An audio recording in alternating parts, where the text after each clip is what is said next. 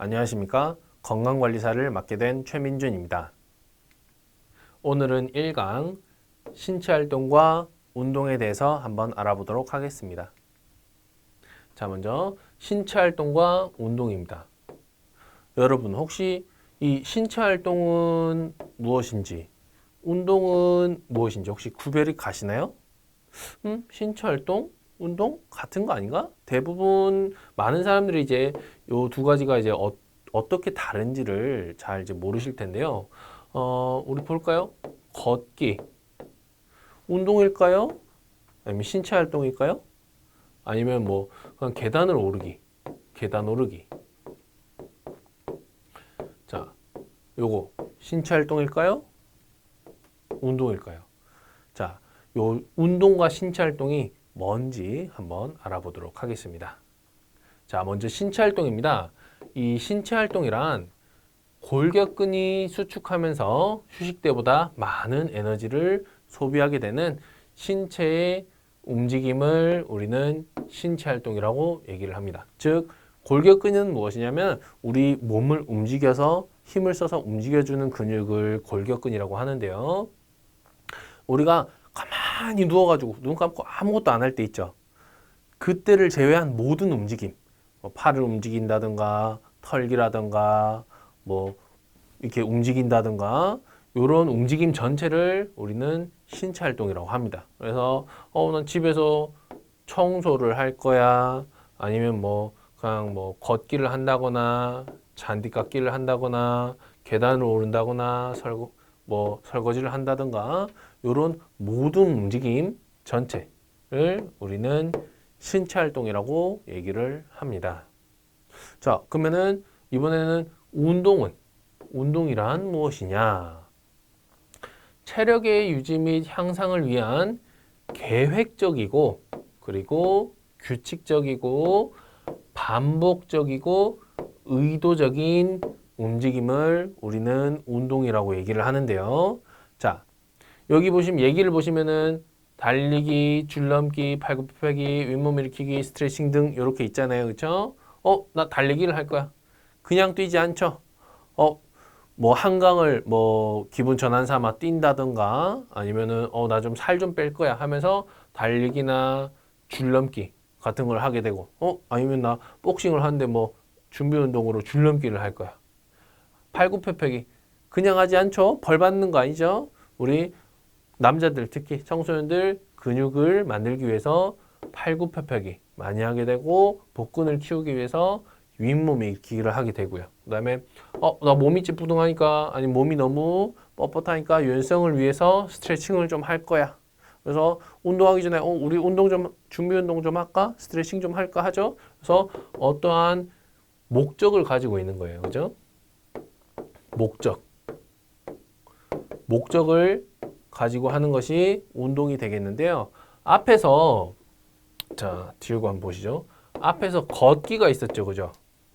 걷기. 자, 걷기는 내가 그냥 자연스럽게 쇼핑을 하거나 아니면 어디 목적지를 향해서 그냥 자연스럽게 하는 행위에 대해서 걷기가 포함이 되어 있잖아요. 그죠? 그냥 그거는 신체 활동이 될 수가 있는데요. 근데 만약에 나 일단은 살을 빼려고 좀 걸을 거야. 그러면은 나 하루 3km씩 걷겠어.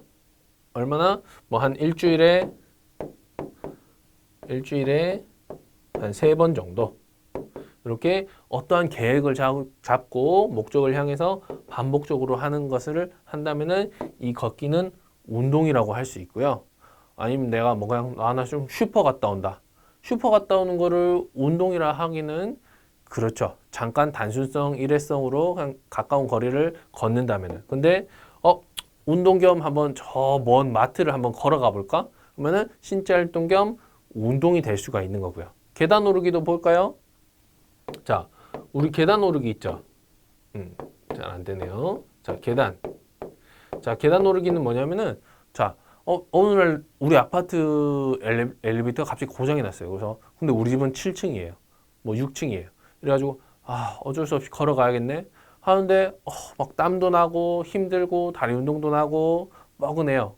근데 좀 해보니까 그래도 괜찮은데? 하면서 일부러 하루에 한 번씩은 엘리베이터를 타지 않고 계단을 걸어서 올라온다. 그러면은 나 요즘에 계단 올라서 걷기를 해. 하체 운동 좀 해. 라고 할 수가 있겠죠.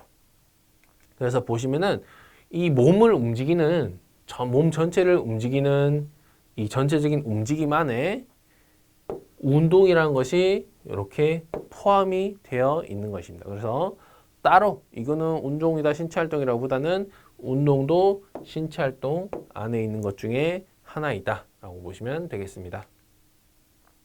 자, 이번에는 이 WHO 세계보건기구에서 신체활동 권고 기준을 나타낸 것입니다. 자, 먼저 어린이와 청소년을 한번 볼까요? 5세에서 17세의 어린이와 청소년. 자, 이 어린이와 청소년은 가능하면 매일 적어도 60분, 1시간에 중등도 또는 격렬한 고강도의 신체 활동을 실시를 해야 된다. 즉, 땀 좀 나고 숨 좀 차고 하는 그런 활동들을 하루에 거의 60분, 1시간씩 해줘야 되고요.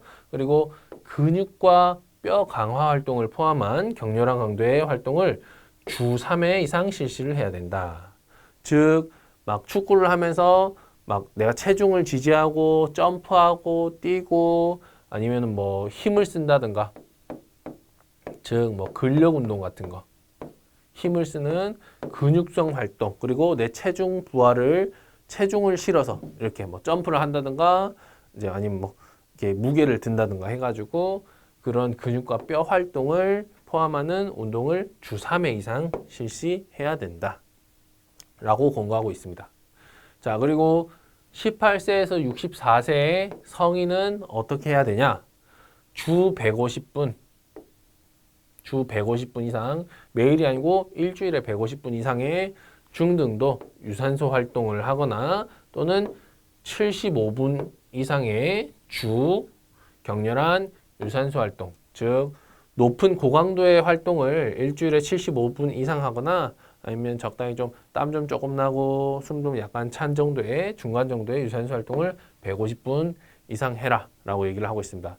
자, 그렇다면 최소한은 요 정도 해주되 건강상 유익함을 더하기 위해서, 즉 건강에 이점을 얻기 위해서는 중등도의 유산소 활동을 주 300분 또는 격렬한 활동, 고강도 활동을 주 150분은 실시를 해야지 우리가 건강상 이점을 얻을 수 있겠다라고 얘기를 하고 있습니다.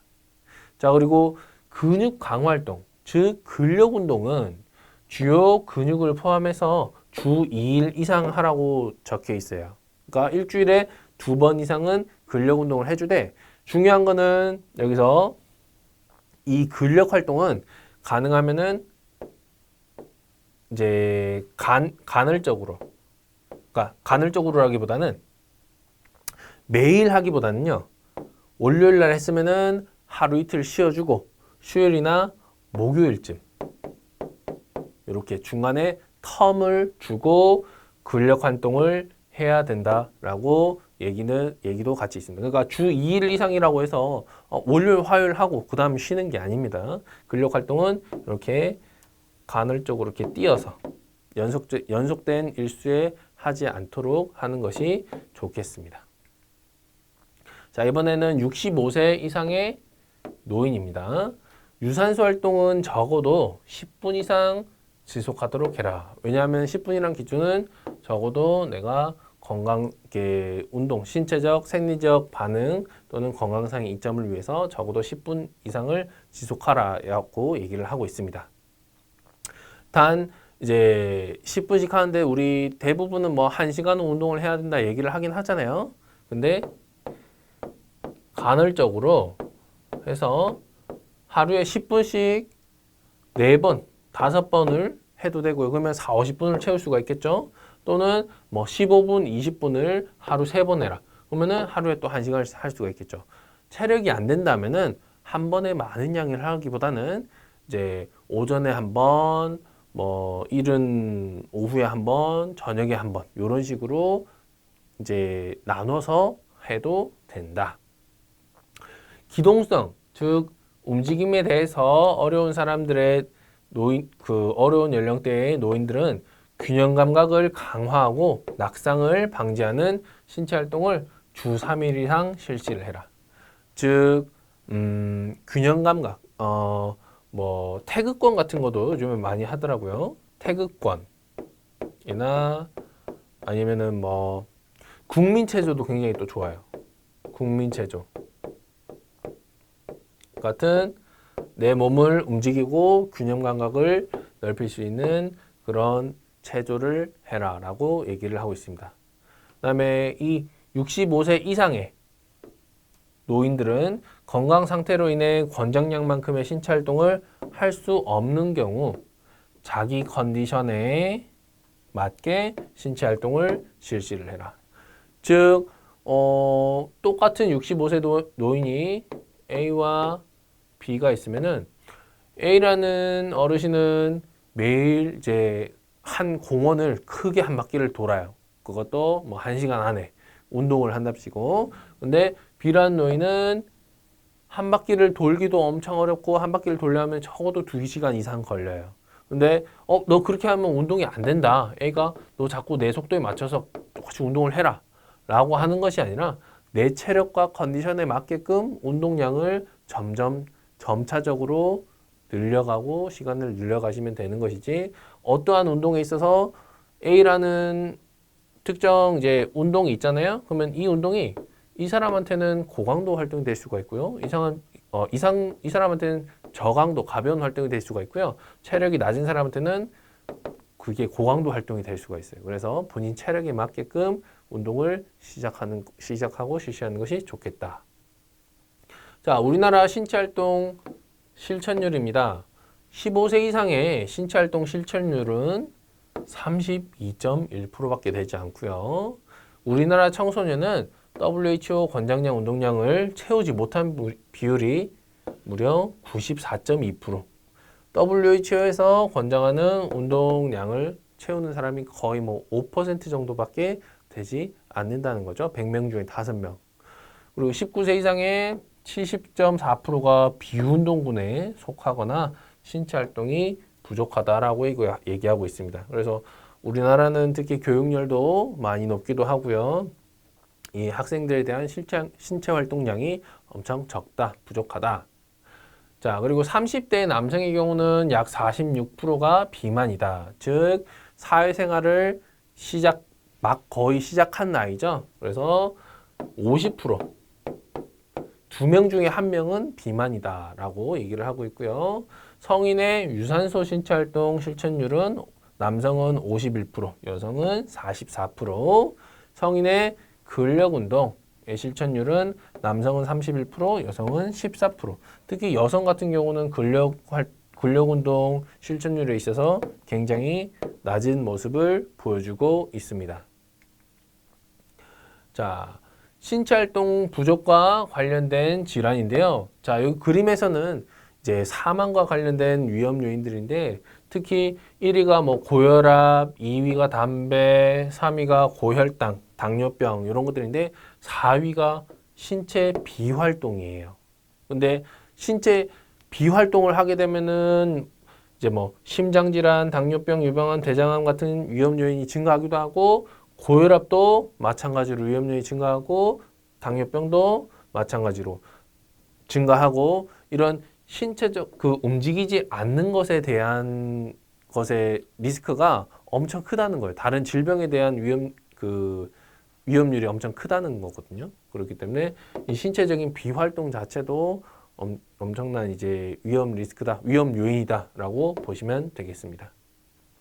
그래서 뭐 심혈관계 질환이나 고혈압, 당뇨병, 골다공증, 일부의 암 등이 이렇게 비신체 활동으로 발생될 확률이 높아지게 되고요.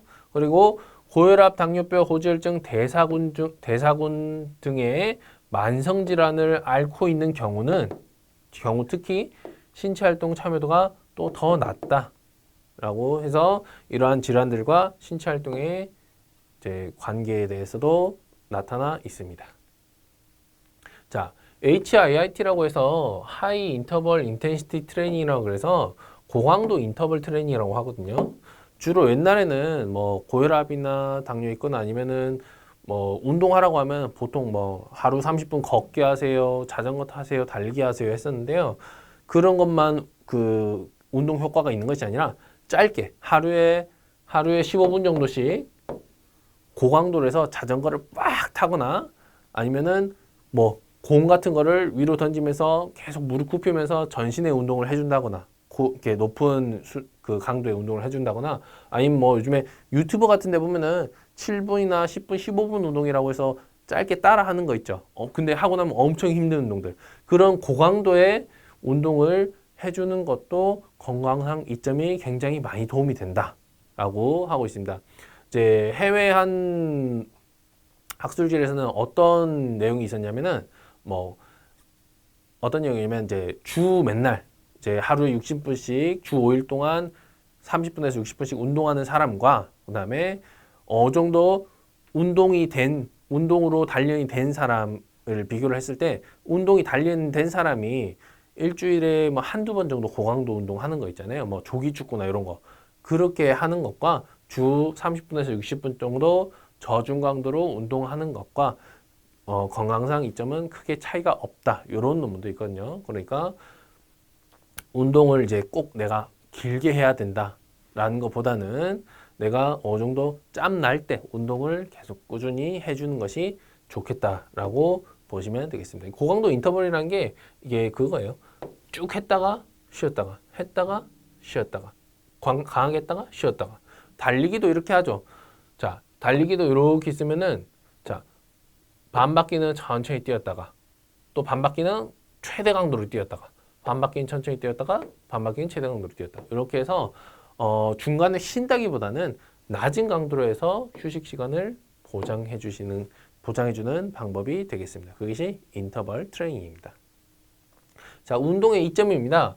조기 사망 위험률을 감소시키고 모든 사망의 3분의 1에 해당하는 심장질환이나 뇌졸중 등의 사망 위험을 감소시킨다. 그리고 대장암이나 심장병에 걸릴 확률이 50% 정도 감소하게 되고 제1형이 아닌 2형, 즉 인슐린 민감도와 인슐린 저항성과 관련된 당뇨병에 걸릴 확률이 50% 감소하게 된다. 고혈압이나 당뇨병을 예방 및 완화하게 되고 골다공증의 유병률을 50% 감소하게 된다고 알려져 있습니다.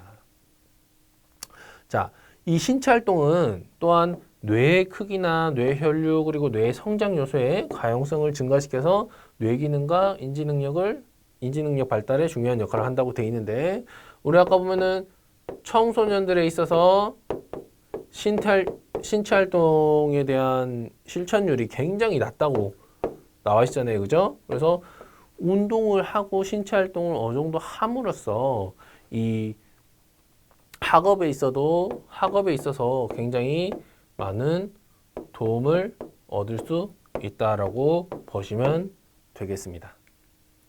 자, 그리고 심혈관 및 호흡 기능이 향상인데요. 최대 산소 섭취량의 증가. 그러니까 뭐 체력이 나중에 한 번 더 설명드리겠지만은 오늘 그러니까 이제 체력이 증가한다. 심폐 체력이 증가한다.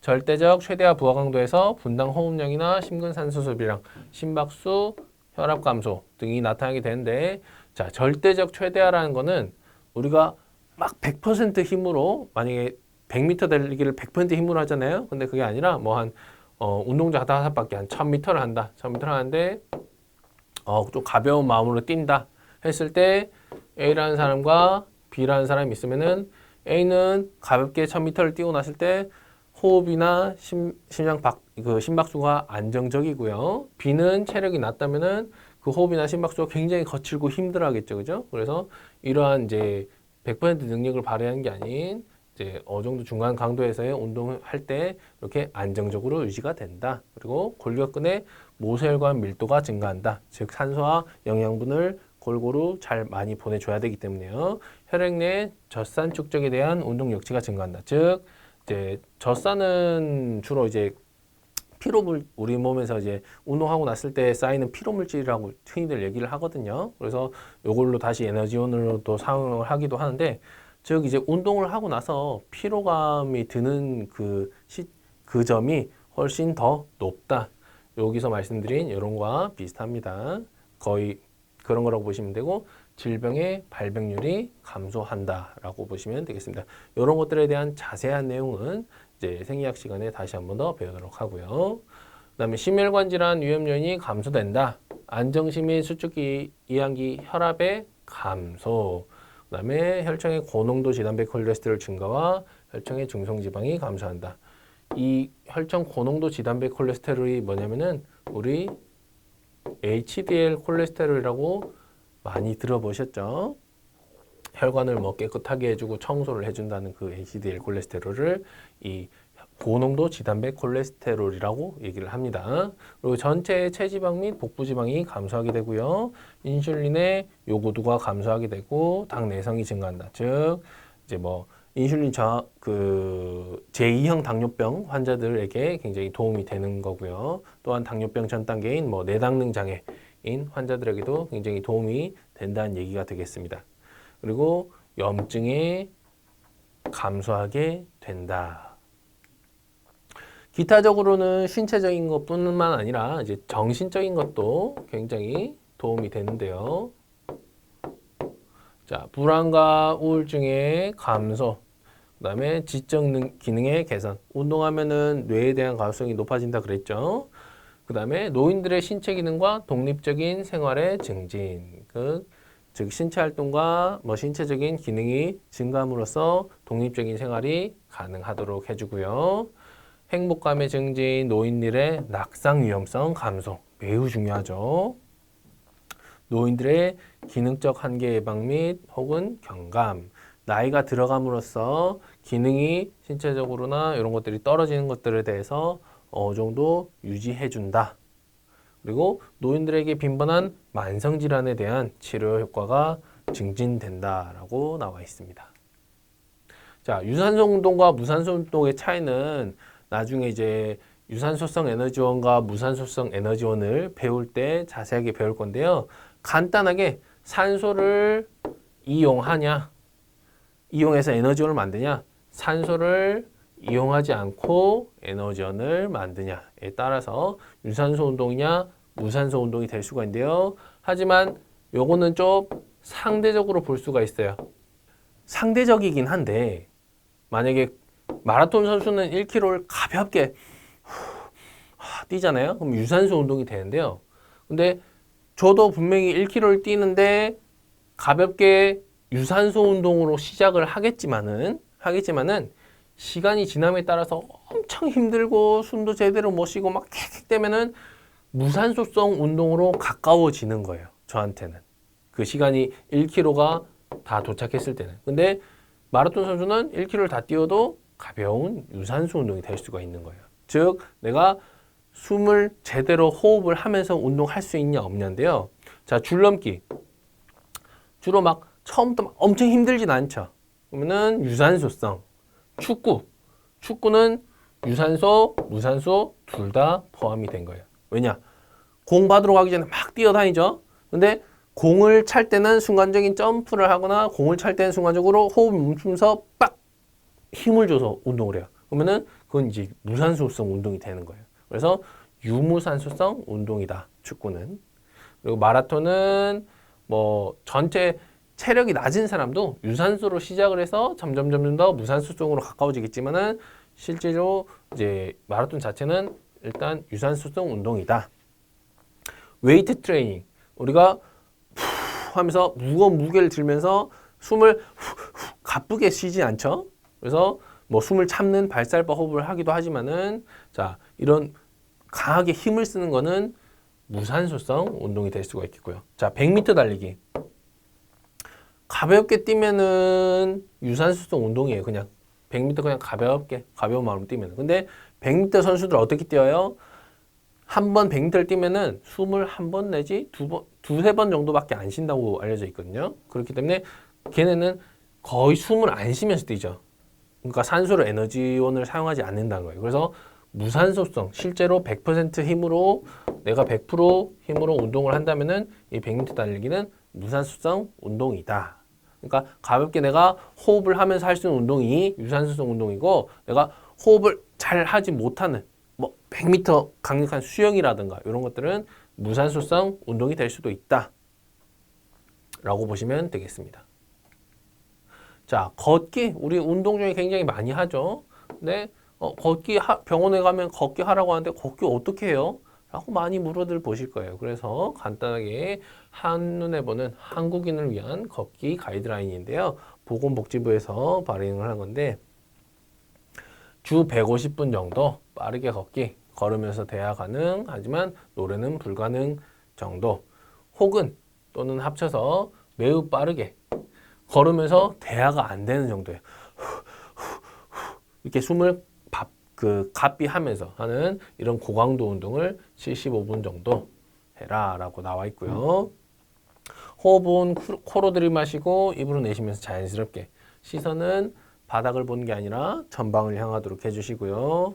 손은 달걀집 모양으로 쥐어주시되 너무 꽉 힘주지 마시고 가볍게 주먹을 쥐어주시면 되고, 팔은 L자나 V자 상관없어요. 근데 이 팔 자체가 얼굴 위로가 아니라 한 턱선까지만 와줬다가, 그리고 팔꿈치가 이 몸의 중앙선을 뒤로 넘어가야 돼요. 이 팔을 흔드는 행위 자체가 내가 몸을 앞으로 나가기 위해서 추진력을 얻기 위한 것이거든요. 그래서 팔 흔들기가 굉장히 중요하고요. 몸을 바르게 세운 상태에서 11자로 걷는다 하는데, 실제로 해부학적으로 봤을 때 발을 똑같이 11자보다는 편하게 걷는 거는 발이 살짝 바깥쪽으로 벌어져 있습니다. 네, 대략 11자 정도로 걸어라 나와 있고요. 그리고 보시면 얼마나 걸어야 돼요 하면은 대략적인 가이드라인이 돼 있어요. 어린이나 청소년, 건강한 어른은 10,000에서 16,000보를 걸으세요. 한번 걸을 때. 그리고 성인은 10,000보를 걸으시고, 중년은 7,000에서 10,000보를 걸으시고, 질환을 가지고 있는 성인, 즉 체력이 낮은 사람에 대해서는 4,000에서 7,000보 정도 걸으세요 라고 돼 있지만은, 일단은 그래도 상대적으로 내 체력이나 컨디션이나 상태에 따라서 운동량은 조절할 수가 있겠습니다. 자, 그리고 운동할 때 어떤 강도로 얼마나 해야 되는지 보면은, 뭐 우리가 어떠한 뭐 기기를 통해서 측정할 수도 없고 하잖아요. 그래서 이런 주관적인 방법으로 이제 나의 힘든 정도를 이제 표현하는 것이 RP라고 해서 운동 자각도라고 하거든요. 그래서 내가 숫자가 어떻다느냐에 따라서 가벼운지 쉬운지 힘들지 막 죽겠는지 엄청 힘든지 그 숫자로 표현을 할 수가 있어요. 그래서 이 느낌과 숫자에 따라서 운동을 조절해 줄 수가 있겠습니다.